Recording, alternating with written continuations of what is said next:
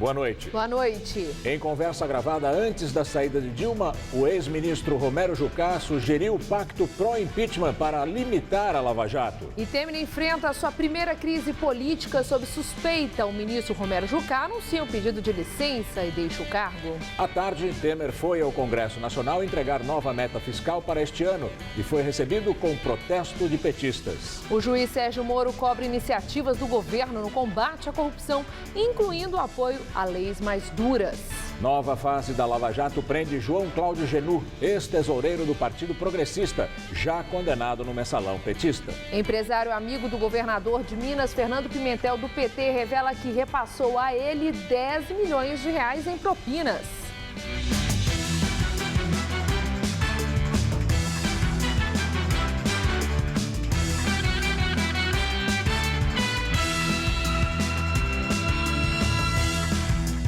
Uma força-tarefa da Operação Lava Jato deflagrou a 29ª fase batizada de repescagem. O principal alvo é João Cláudio Genu, ex-tesoureiro do Partido Progressista, que foi preso preventivamente. Em 2012, Genu foi condenado no processo do mensalão petista. Genu é suspeito de ser um dos beneficiários ligados ao Partido Progressista no esquema de distribuição de propinas na diretoria de abastecimento da Petrobras. As investigações ganharam força a partir das delações premiadas do doleiro Alberto Youssef, de Carlos Rocha, também conhecido como Ceará, e do lobista Fernando Baiano.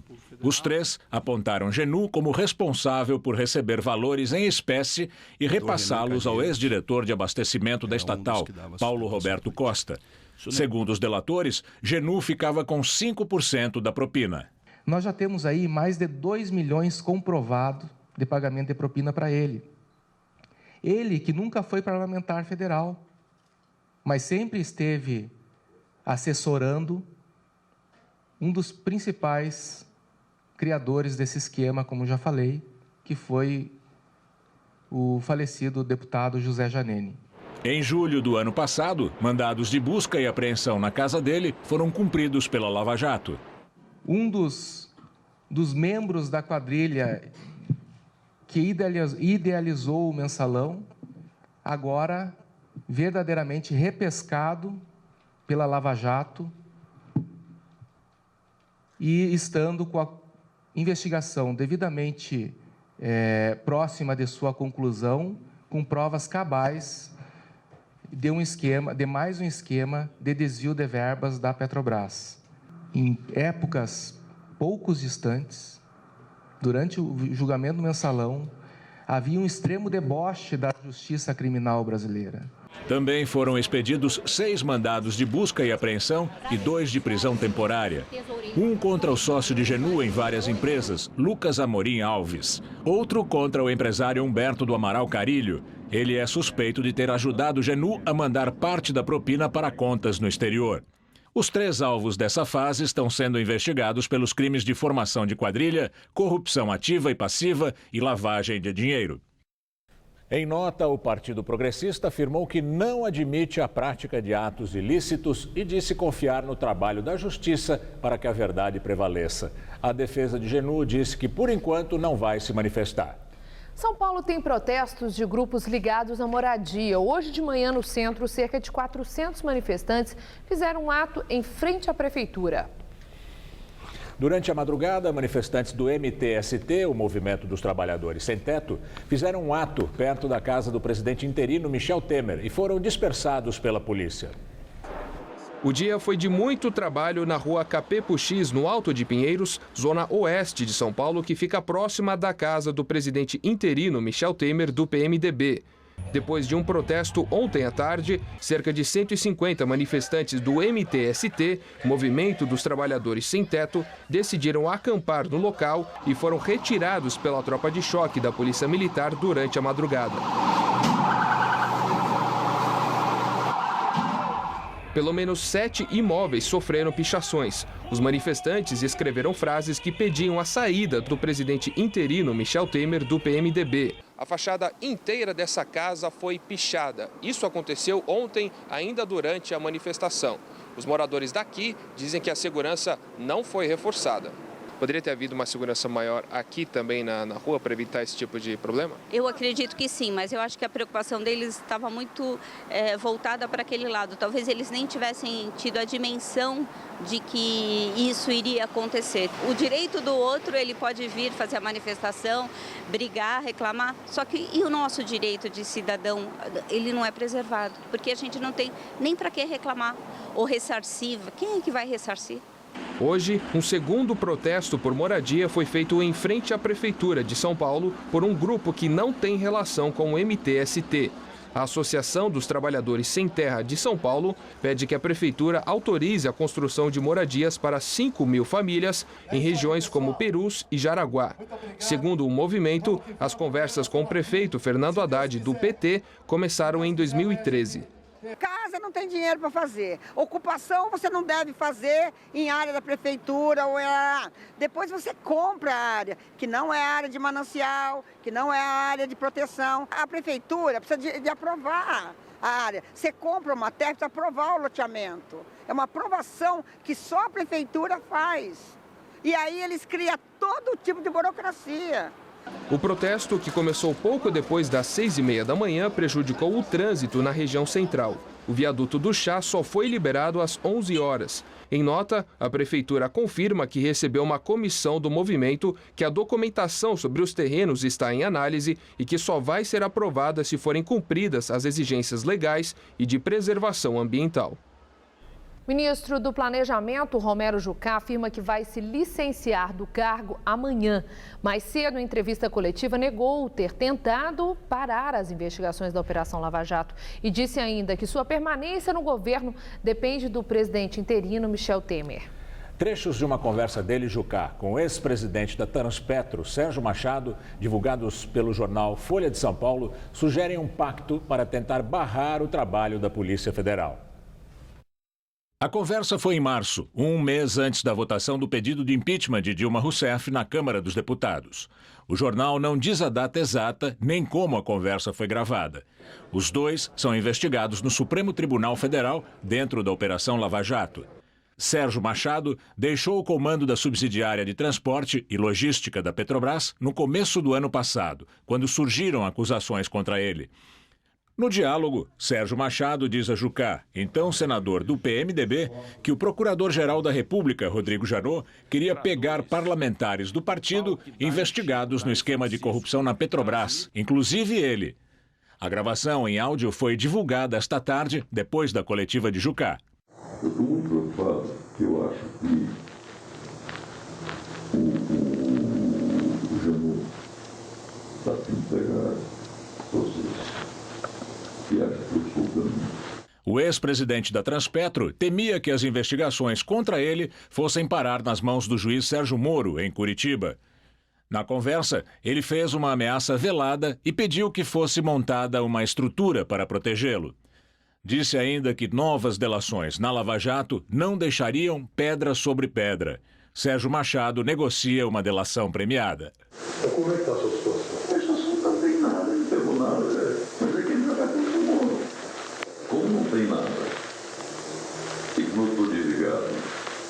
Não tem conexão? Tem conexão de agulha aí. É para todo mundo. Como montar uma estrutura para evitar que eu desça? O que você acha? Jucá sugeriu, então, que uma mudança de governo resultaria num pacto para estancar a sangria representada pela Lava Jato. Você tem que ver com o seu advogado como é que ele pode ajudar. O advogado não tem que ser político, não. O advogado tem que ter solução política. Tem a solução política, como é a política? Tem que resolver essa porra, tem que mudar o governo para poder estancar essa sangria. Ainda segundo o jornal, o ex-presidente da Transpetro afirma a Jucá que a solução mais fácil seria colocar Michel Temer no comando da presidência. Jucá concorda, mas ressalta que Renan Calheiros, presidente do Senado e também do PMDB, não gosta de Temer, porque seria ligado a Eduardo Cunha. Rapaz, a solução mais fácil era botar o Michel. Mas é só o Renan que está contra essa porra. Um acordo. Eu não gosto do Michel, porque o Michel é Eduardo Cunha. Não esqueça o Eduardo Cunha está morto, porra. Não, é um acordo. Botar o Michel num grande acordo nacional. Com o Supremo, com tudo, Com todo mundo e parava tudo. E aí depois delimitar onde está, pronto. Parava tudo. Na entrevista coletiva, Jucá disse que o jornal trouxe frases soltas dentro de um diálogo extenso.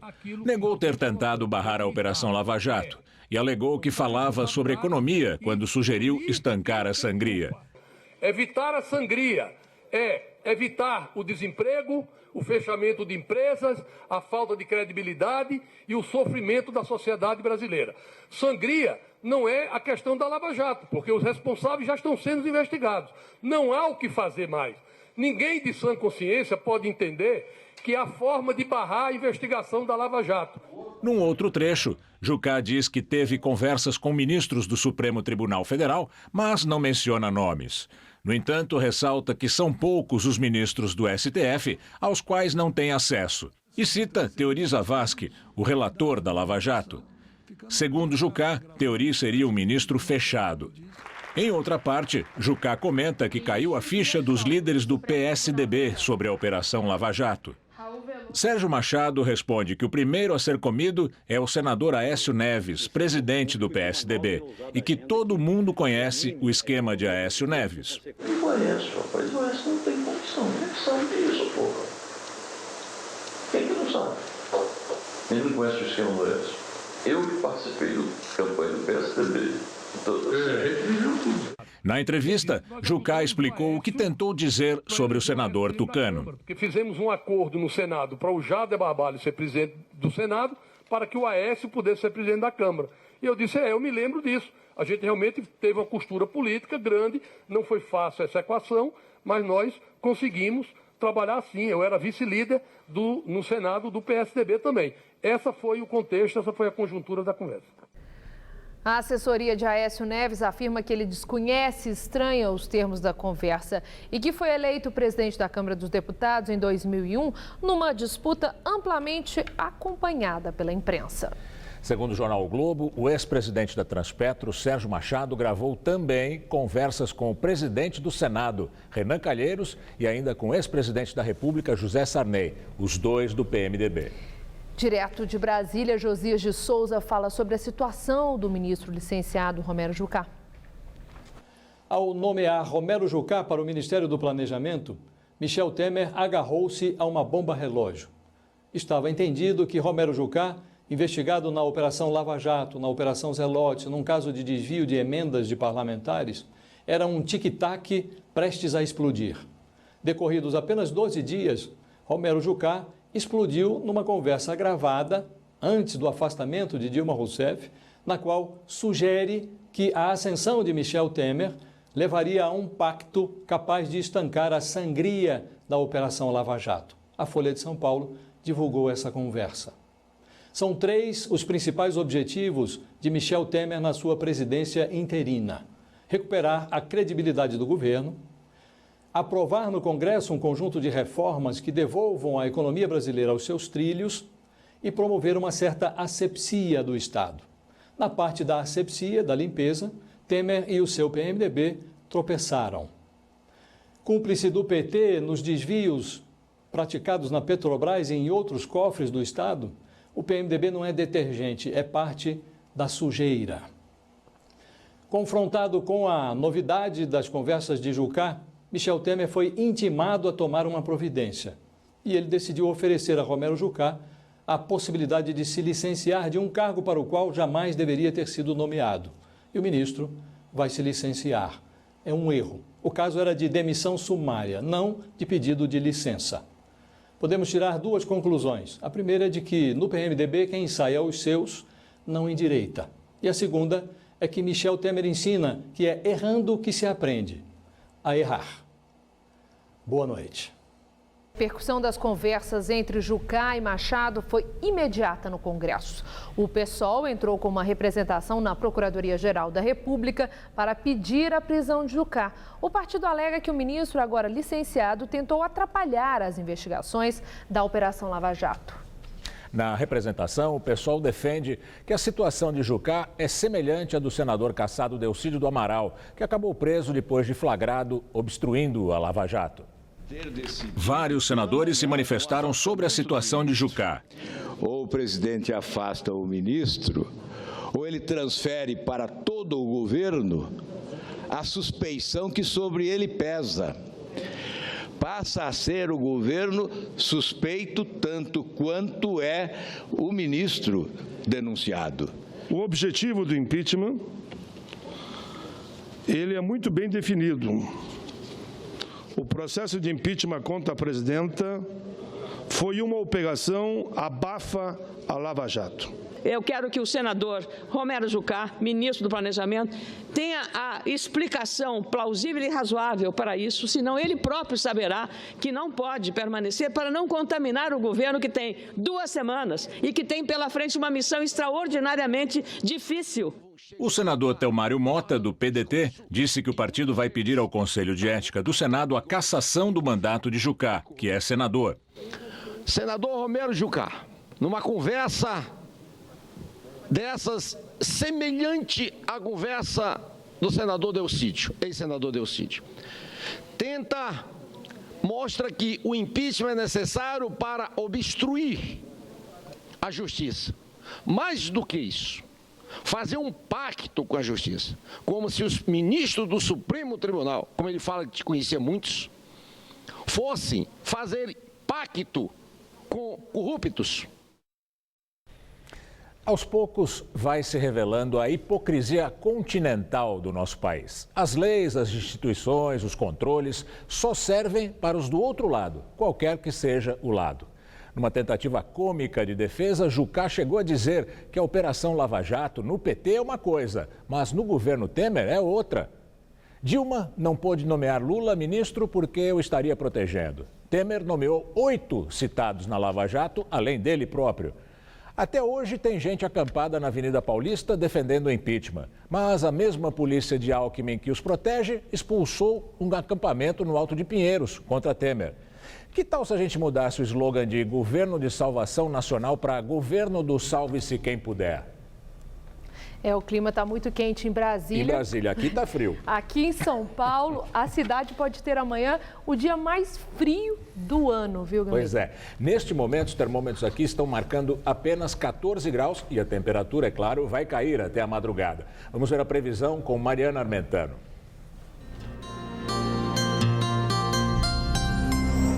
O frio que começou no sul do Brasil avança pelo país e atinge até a região norte. A explicação da meteorologia é a grande massa de ar seco de origem polar que ganhou força e agora causa geada nos 3 estados da região sul e até friagem entre o Acre e Rondônia, lá no norte. Somado a esse ar frio, temos a infiltração marítima que deixa o céu nublado com chuva fraca em toda a faixa leste da região sudeste. Já na costa leste do nordeste, faz calor, mas uma frente fria provoca chuvas a qualquer hora nesta terça-feira. O dia vai amanhecer só com 7 graus em Porto Alegre e 6 em Curitiba. Durante a tarde, a máxima não passa dos 16 na capital gaúcha e dos 24 graus no Rio de Janeiro. Aqui em São Paulo, no interior, o tempo fica mais aberto, apesar do friozinho, no oeste e no noroeste do estado. Na região central, sul e na divisa com Minas, teremos muita variação de nuvens, mas também tempo firme. Em Marília, mínima de 8 e máxima de 18 graus. Em Bauru, temperaturas entre 9 e 19 graus amanhã. Só na faixa leste que o vento úmido que vem do mar deixa o céu bastante nublado, com possibilidade de garoa e temperaturas baixas que não passam dos 17 graus nas cidades do litoral. Aqui na Grande São Paulo, a expectativa é de recorde de frio nessa próxima madrugada. A mínima deve chegar aos 9 graus e amanhã à tarde, máxima só de 16. Na quarta-feira, dia ainda bem frio, com temperaturas entre 11 e 19 graus. Já na quinta, feriado, esquenta um pouco e o sol volta a aparecer. Máxima prevista de 23 graus. O ministro das Relações Exteriores, José Serra, enfrentou um protesto em Buenos Aires, na Argentina, durante a primeira viagem dele no cargo.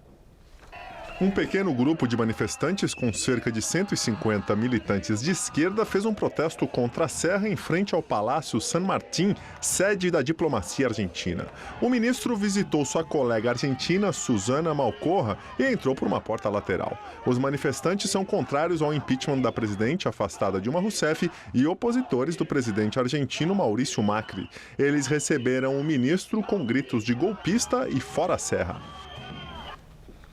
O Itamaraty ainda não se pronunciou sobre o assunto. O governador de Minas Gerais, Fernando Pimentel, do PT, é acusado de receber mais de 10 milhões de reais de propinas apenas da montadora Caoa, representante da Hyundai no Brasil. Essa informação faz parte da delação premiada do empresário Benedito Rodrigues de Oliveira Neto, o Bené, amigo de Pimentel e suspeito de ser o operador do esquema de corrupção investigado na Operação Acrônimo.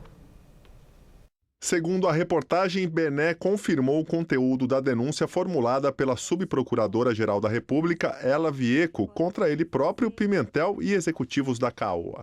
A procuradoria cita repasses da montadora a empresas de Bené. Ele teria recebido propina para atuar em favor da Caoa junto ao Ministério do Desenvolvimento quando Pimentel era o ministro. O relatório da Polícia Federal de abril aponta que Pimentel coordenou e integrou uma organização criminosa e recebeu propinas de executivos do grupo automotivo em troca de benefícios. A denúncia foi apresentada no começo de maio ao Superior Tribunal de Justiça. Na delação premiada, Bené também afirmou que Pimentel recebeu propina de empresas beneficiadas com financiamentos do BNDES. Atualmente, as revelações feitas pelo empresário estão no Superior Tribunal de Justiça. Caberá ao STJ decidir se homologa a delação do empresário. A Procuradoria pretende fazer um pedido para incluir na acusação os detalhes divulgados na delação de Bené. Se for aceito, os prazos para a defesa de Pimentel vão ser revistos e o STJ deve decidir se aceita a denúncia apenas no segundo semestre. Em nota, a defesa do governador Fernando Pimentel afirma que ele jamais cometeu qualquer irregularidade à frente do Ministério do Desenvolvimento. A defesa da Caoa nega que a montadora tenha pago propina. O mercado financeiro continua pessimista em relação aos números da economia brasileira. De acordo com o boletim Focus, feito pelo Banco Central com instituições financeiras, o PIB deve ter retração de 3,83%. Para a inflação, os números não são muito melhores. De acordo com os analistas do mercado financeiro, o IPCA deve fechar 2016 em 7,04%. O dia agitado na política teve reflexos no mercado financeiro. O dólar fechou em alta, cotado a R$ 3,58. A Bovespa fechou em queda de 0,79%.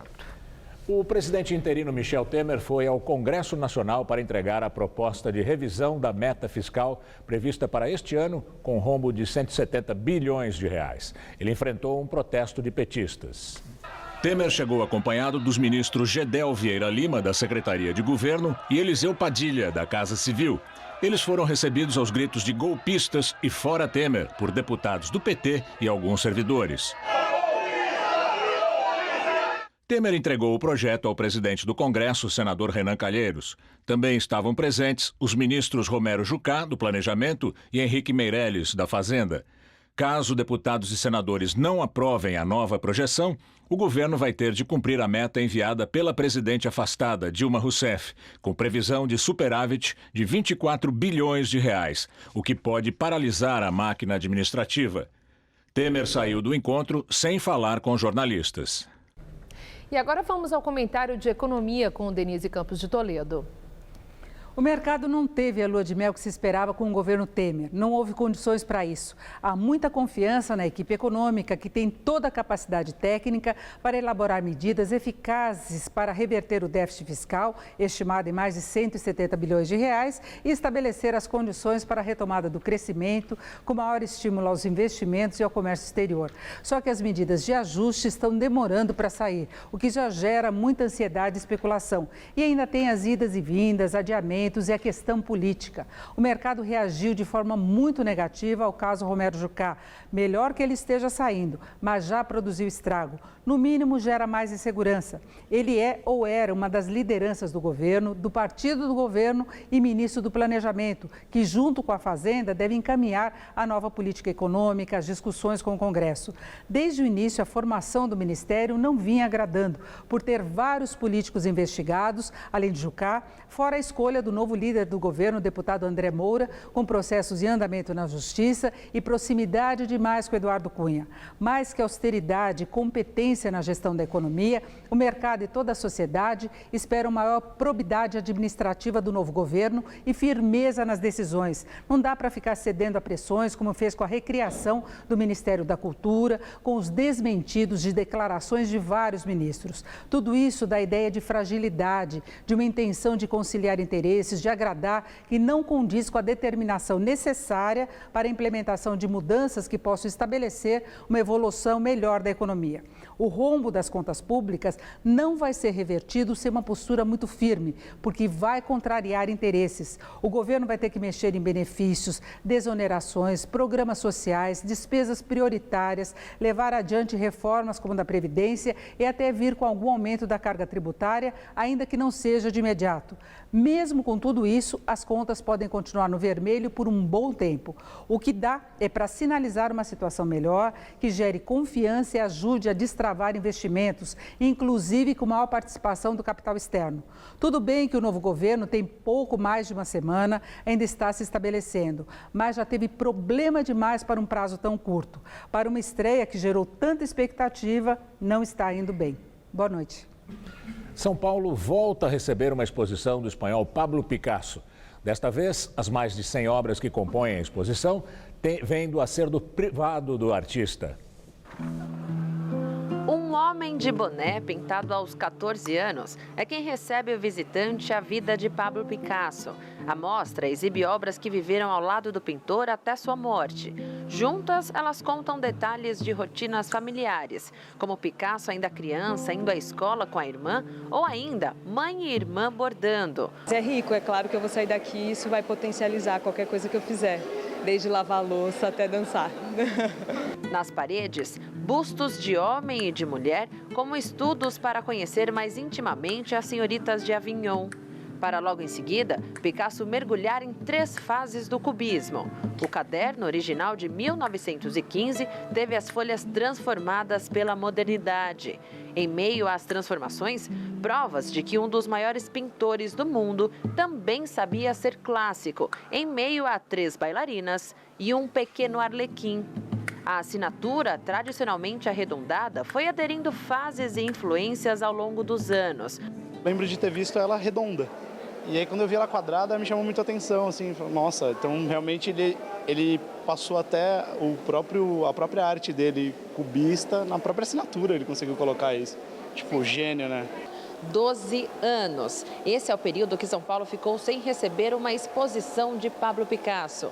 Toda a versatilidade do pintor fica ainda mais evidente em obras que passam longe da tradicional dupla de tela e tinta.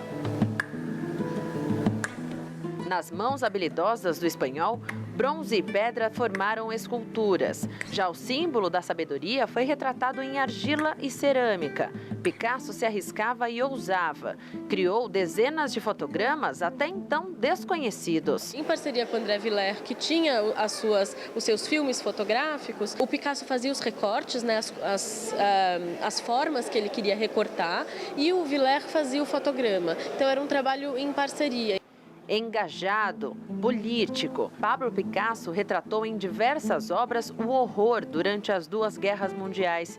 Foi então que a morte passou a figurar em suas telas. No entanto, ainda no final de sua vida, Pablo Picasso retomou a ousadia tão característica. Ao final da exposição, com um beijo, parece que ele mesmo agradece a presença do público com olhos bem atentos. A gente termina muito emocionado porque as obras que ele faz são de uma simplicidade incrível, e 2 anos antes da morte dele, né? Então é uma alegria, é uma honra.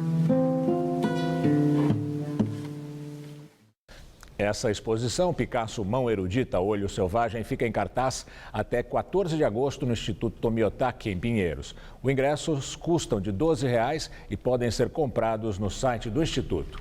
Na entrevista do dia com Maria Lídia Flandoli, a licença de Romero Jucá e os desafios da oposição ao governo Temer. Entrevista o cientista político Rodrigo Prando, professor de Sociologia Geral, Sociologia das Organizações e do Terceiro Setor nos cursos de graduação e pós-graduação da Universidade Presbiteriana Mackenzie. Obrigada, professor. Prazer. Que dia hoje, professor? Conturbado. O licenciamento ou afastamento de Romero Jucá depois daquelas gravações em que tudo aquilo que está sendo o discurso, né, da atual oposição ao governo Temer em relação à Lava Jato fica ali configurado, que seria uma ação possível do governo Temer para impedir avanços da Lava Jato. No seu entender, Temer, com esse afastamento de Romero Jucá, fica livre dessa saia justa em que ele foi colocado, que de qualquer forma, mais hora menos hora, era previsível?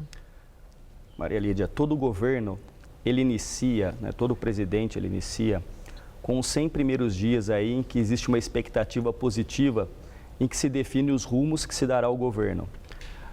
O presidente interino Michel Temer, ele não tem esses 100 dias.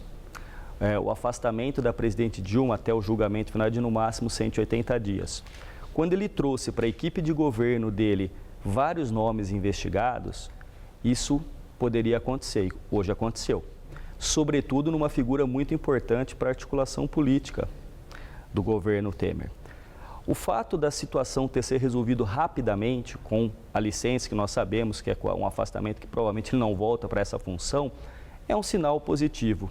Agora, muitos outros podem estar dentro dessa situação. A gente brinca muito no interior, né, que essa Lava Jato é mais ou menos aquilo que a gente fala lá, assim, perto do sítio da fazenda, cada enxadada uma minhoca.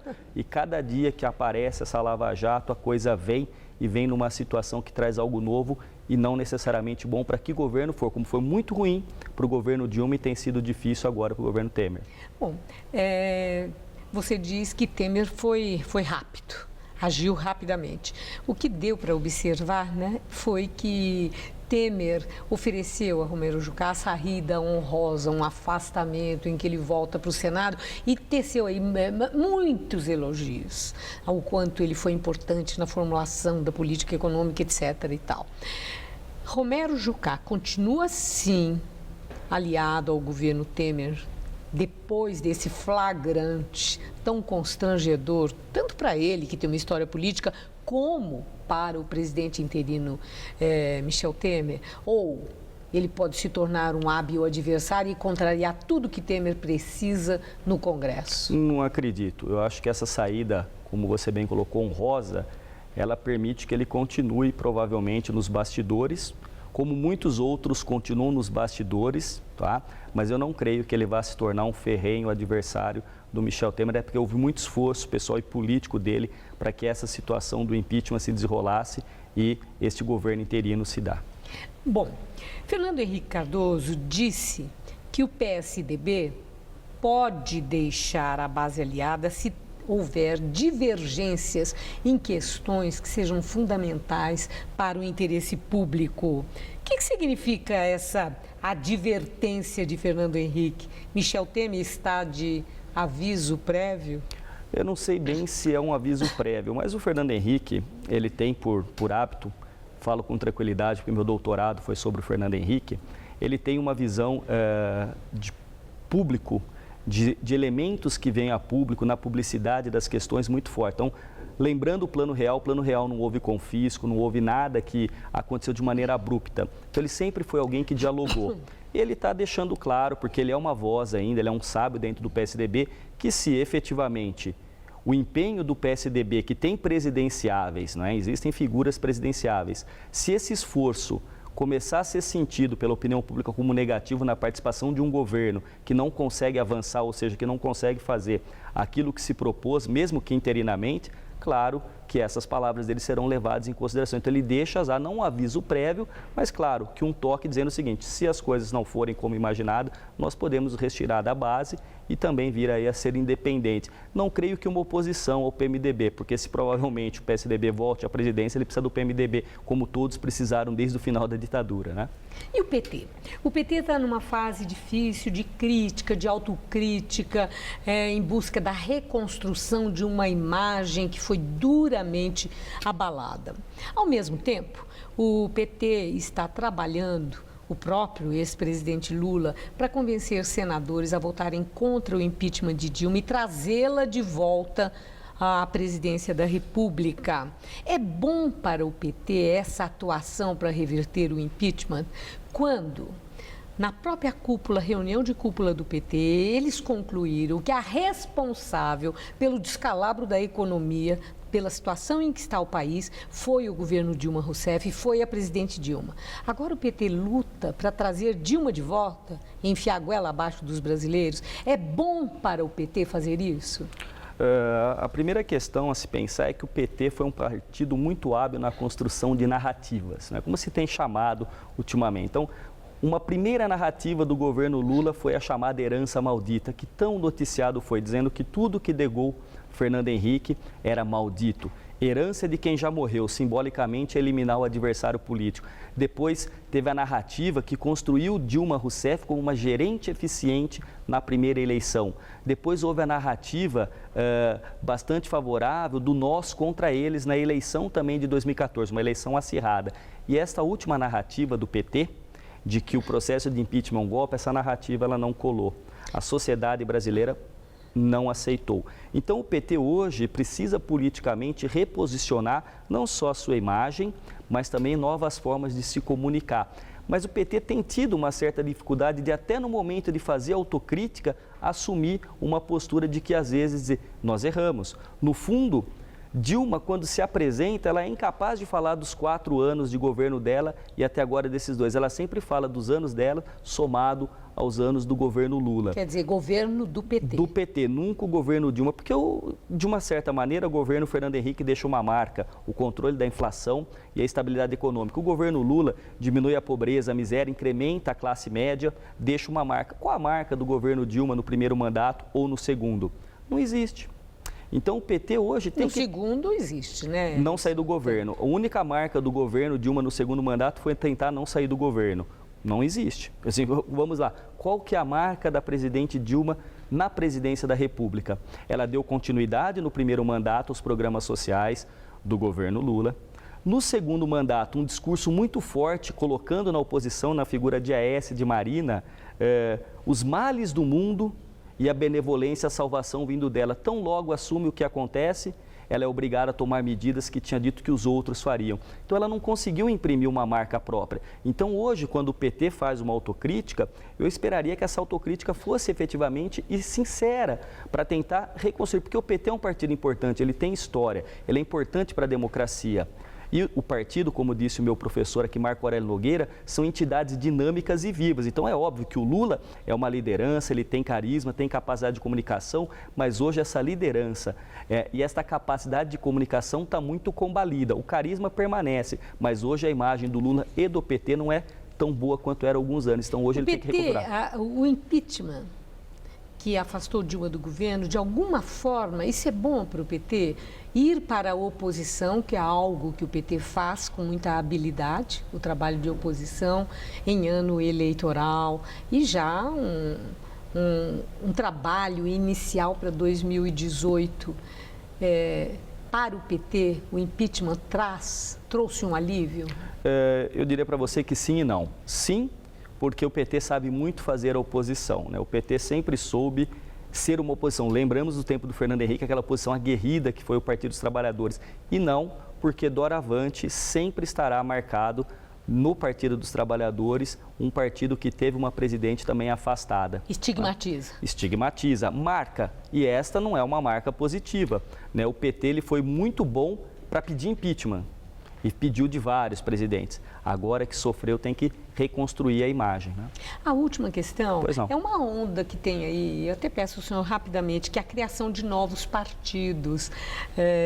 Falam até num partido nacional corintiano.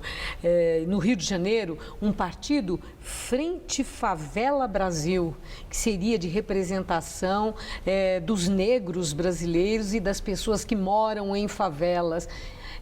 Que indicador é isso? O que significa isso? Segmentos da sociedade entenderem que devem se fazer representar através de partidos políticos? Nós temos cada vez mais perdido a capacidade de fazer uma leitura da totalidade das questões de uma sociedade. Nós temos perdido a capacidade de pensar num projeto. Há que se fazer urgentemente uma reforma política.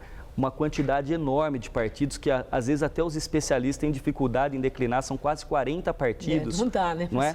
E aí você pensar que cada partido traz uma sigla que deveria refletir uma ideologia, que no fundo o partido é tomar partido, é ter uma visão de mundo sobre as questões da política, do Estado da sociedade, e no fundo não tem. Na maioria das vezes são coligações que se unem ali para efeitos eleitorais, ter mais tempo de televisão. E eu agradeço muito sua entrevista. Muito obrigada, professor. Uma boa noite. Boa noite, é um enorme prazer. Gamberini. Num evento aqui em São Paulo, o juiz federal Sérgio Moro, que conduz a Operação Lava Jato, cobrou postura mais ativa do governo contra a corrupção. O juiz Sérgio Moro não quis comentar as gravações em que o ministro do Planejamento, Romero Jucá, sugere um pacto para deter o avanço da Operação Lava Jato, mas falou sobre o papel do governo nesse momento. Eu não teria comentários específicos sobre essa situação concreta, até porque eu não estou suficientemente a par. Dos assuntos pertinentes à justiça, também não deve haver nenhuma interferência do governo. Então, os trabalhos têm que ser feitos de maneira independente. Agora, Sérgio Moro participou de um debate promovido pela revista Veja em São Paulo. Ele negou que a Operação Lava Jato tenha perdido o fôlego. Questionado sobre um eventual pedido de prisão do ex-presidente Lula, lembrou que as investigações ainda estão com o Supremo Tribunal Federal. Lula ganhou foro privilegiado em março ao ser nomeado ministro da Casa Civil, ato suspenso pelo STF.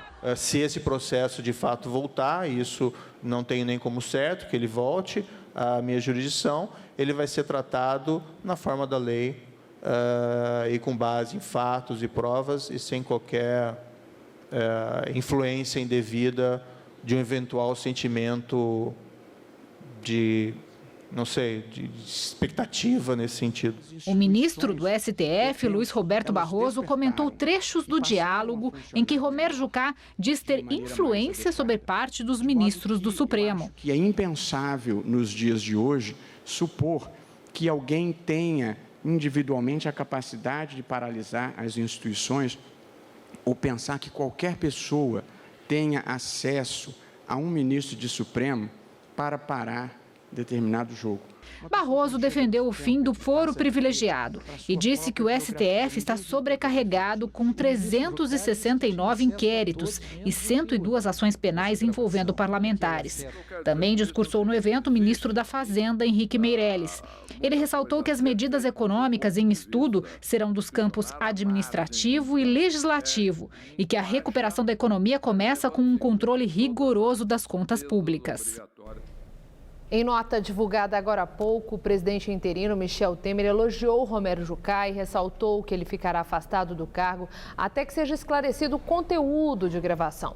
No texto, Temer diz que Jucá voltará ao Senado Federal para auxiliar o governo de forma decisiva, com sua imensa capacidade política.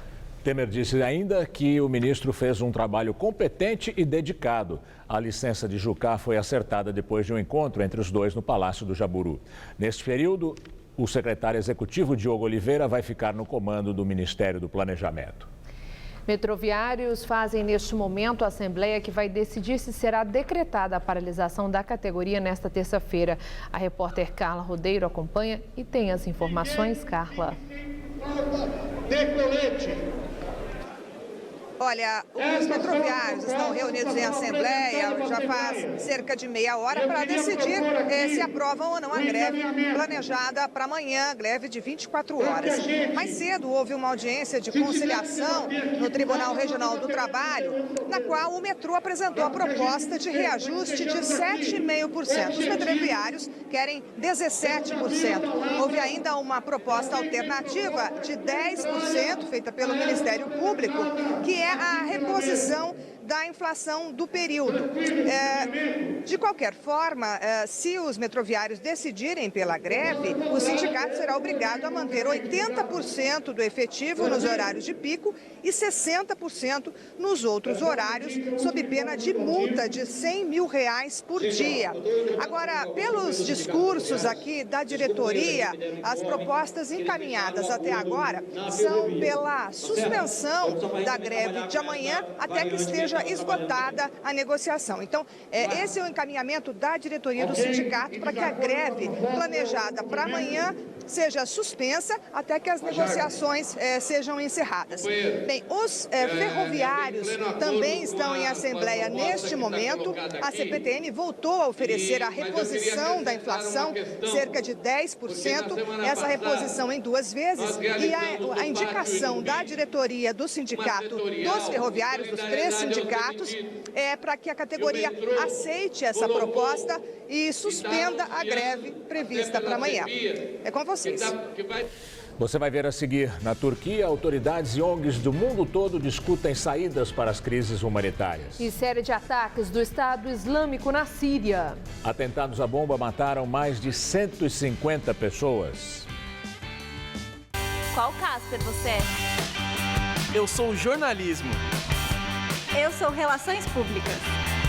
Eu sou publicidade e propaganda. Eu sou rádio, TV e internet. A minha Casper é comunicação. Aqui tem teoria, prática, oportunidade de estágio e a melhor localização. Essa é a minha Casper. Essa é a nossa Casper.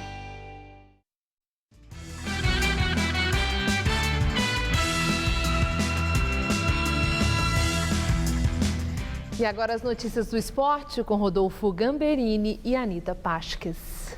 Bom, Anita, boa noite. Esse trio de ferro, na verdade, parece um trio de plástico. Plástico maleável. Porque só o Santos se deu bem, né? É o seu Santos, né? O nosso Santos. O nosso, 2-1 Santos. O Santos se deu bem. Venceu o Coritiba por 2-1 lá na Vila Belmiro. Já o São Paulo perdeu para o Internacional no Morumbi, o Corinthians foi a Salvador e perdeu para o Vitória e o Palmeiras visitou a Ponte Preta lá em Campinas, também levou a pior. Vamos ver. Na Vila Belmiro, o Coritiba fez o primeiro gol da partida contra o Santos aos 19 minutos da primeira etapa. Leandro, ex-Palmeiras, cruzou na medida para Kleber, gladiador, escorar para dentro das redes. 1-0 Coxa. Só que o Santos foi buscar a virada no segundo tempo. Aos 16 minutos, Vitor Bueno cobrou falta com perfeição e o goleiro Wilson não chegou na bola. 1-1. A virada veio apenas aos 51 minutos de jogo. Vitor Ferraz fez linda jogada pela direita e cruzou na medida para Renato cabecear no canto direito do goleiro. E ficou assim, final 2-1 Santos. No Barradão, Wendel, sozinho na área, anotou o primeiro do Corinthians contra o Vitória. 4 minutos mais tarde veio o empate. Leandro Domingues tentou tocar, mas a bola voltou para ele mesmo, que aproveitou para bater no cantinho do goleiro Walter. O Corinthians não queria saber do empate. Aos 38 minutos, Giovanni Augusto mandou para a área, André furou, mas Fagner não desperdiçou. 2-1. Na volta do intervalo, Vander cruzou, a bola bateu no braço de Marinho, mas o próprio camisa 7 deu sequência na jogada e empatou a partida. O gol que sacramentou o triunfo dos rubro-negros veio aos 19 da segunda etapa. Chiesa tabelou com Leandro Domingues e, em posição legal, tocou na saída do goleiro corintiano. Final, Vitória 3, Corinthians 2. No Morumbi, Vitinho fez ótima jogada individual e tocou para Eduardo Sacha, livre, abrir o placar a favor do Internacional diante do São Paulo. Depois do intervalo, Lugano, de cabeça, deixou tudo igual, 1-1. E quando tudo parecia definido, o William puxou o contra-ataque rápido e rolou para Eduardo Sacha dar a vitória ao Colorado por 2-1. No Moisés Lucarelli, Felipe Azevedo de cabeça marcou o primeiro da Ponte Preta sobre o Palmeiras. O próprio Felipe Azevedo foi o responsável pelo segundo gol da Macaca, desta vez completando o cruzamento da esquerda. O Palmeiras chegou a descontar aos 45 da etapa complementar com Moisés, só que já era tarde. Final, Ponte Preta 2, Palmeiras 1. O que você quer falar dessa rodada?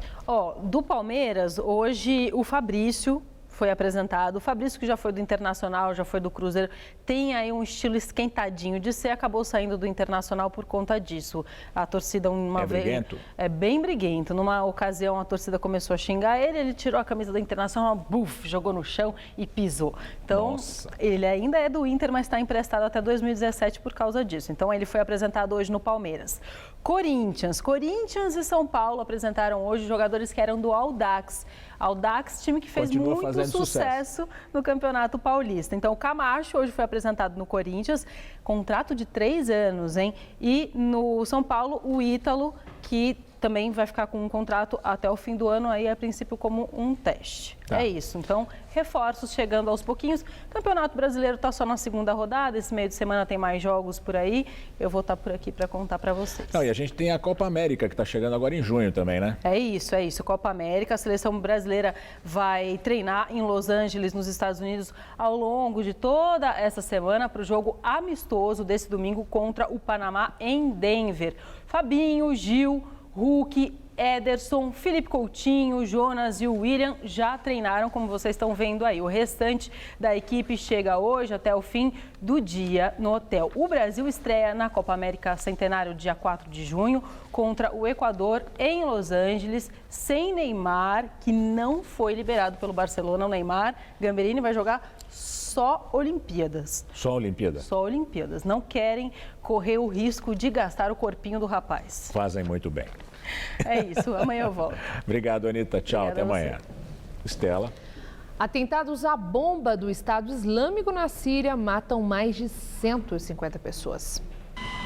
Foram 5 atentados suicidas e 2 carros-bomba em áreas civis. Um hospital foi atingido. As explosões aconteceram nas cidades de Jablé e Tartu, à beira do mar Mediterrâneo, ambas controladas pelo governo, mas onde há tempos não havia ataques dos jihadistas. O Estado Islâmico assumiu a autoria dos atentados e afirmou que colocou os explosivos onde havia a concentração de alauítas, muçulmanos que seguem a mesma linha religiosa do presidente Bashar al-Assad.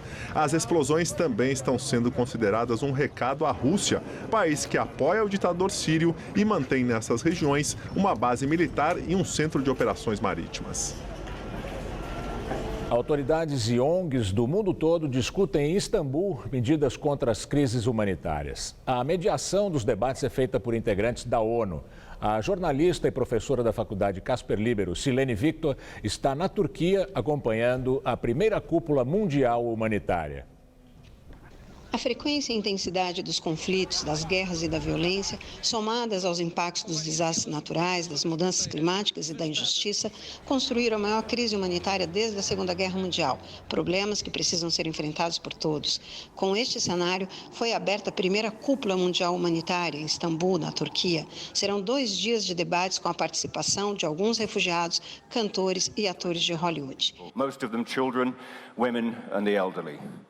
Um dos momentos mais marcantes foi a fala de Vitória Lante, sobrevivente do tufão que atingiu as Filipinas em 2013 e deixou para trás um cenário de pobreza e de desigualdade, com mais de 10 mil mortos e 600 mil desabrigados.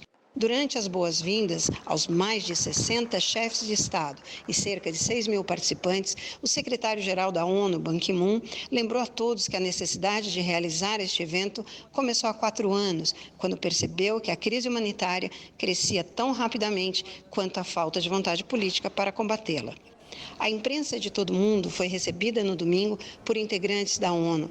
Muitos jornalistas participaram da conferência, principalmente da Europa, que é a região que mais sente a responsabilidade e a tensão da crise humanitária.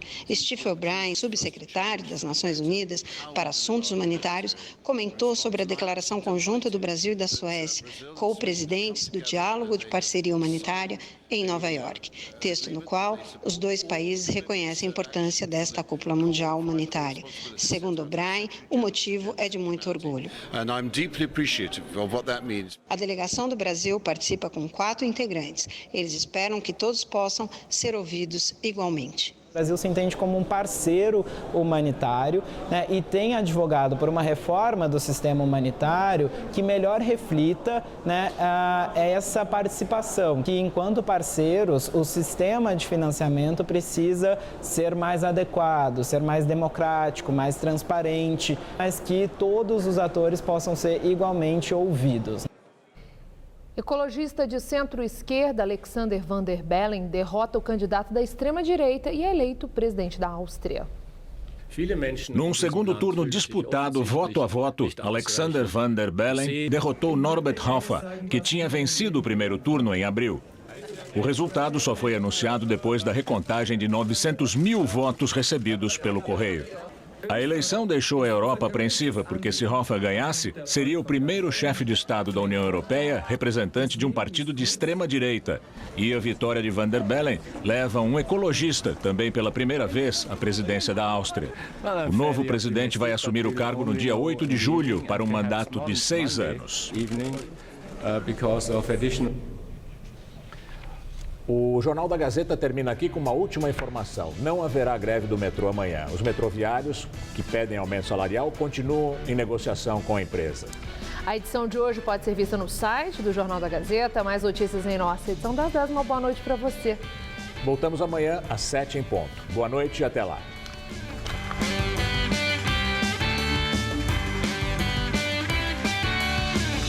Hoje, 11 da noite, Rony Fon recebe a cantora Izzy Gordon no Todo Seu.